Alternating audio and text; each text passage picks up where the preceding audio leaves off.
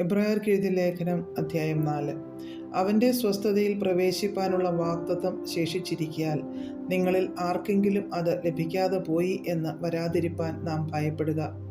അവരെ പോലെ നാമും ഒരു സദ്വർത്തമാനം കേട്ടവരാകുന്നു. എങ്കിലും കേട്ടവരിൽ വിശ്വാസമായി പരിണമിക്കായ്കൊണ്ട് കേട്ട വചനം അവർക്ക് ഉപകാരമായി വന്നില്ല.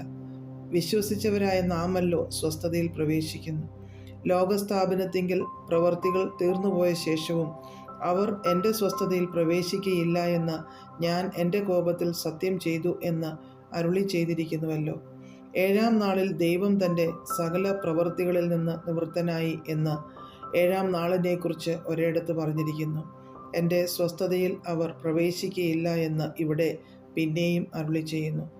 അതുകൊണ്ട് ചിലർ അതിൽ പ്രവേശിപ്പാൻ ഇട ശേഷിച്ചിരിക്കയാലും മുമ്പേ സദ്വർത്തമാനം കേട്ടവർ അനുസരണക്കേട് നിമിത്തം പ്രവേശിക്കാതെ പോകയാലും ഇത്രകാലത്തിൻ്റെ ശേഷം ദാവീദ് മുഖാന്തരം ഇന്ന് അവൻ്റെ ശബ്ദം കേൾക്കുന്നു എങ്കിൽ നിങ്ങളുടെ ഹൃദയം കഠിനമാക്കരുത് എന്ന് മുമ്പേ പറഞ്ഞതുപോലെ ഇന്ന് എന്നൊരു ദിവസം പിന്നെയും നിശ്ചയിക്കുന്നു.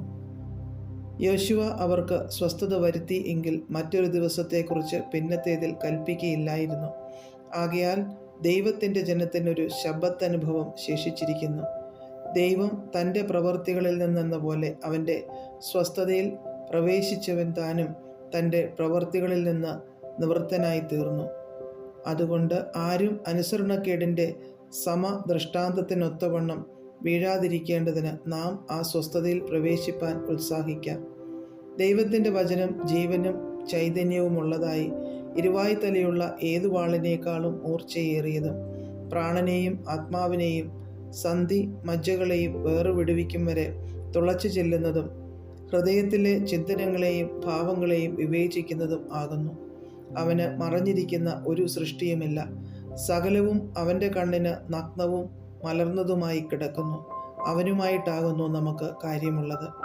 ആകയാൽ ദൈവപുത്രനായ യേശു ആകാശത്തിൽ കൂടി കടന്നുപോയൊരു ശ്രേഷ്ഠ മഹാപുരോഹിതനായി നമുക്കുള്ളതുകൊണ്ട് നാം നമ്മുടെ സ്വീകാരം മുറുകെ പിടിച്ചുകൊള്ളുക.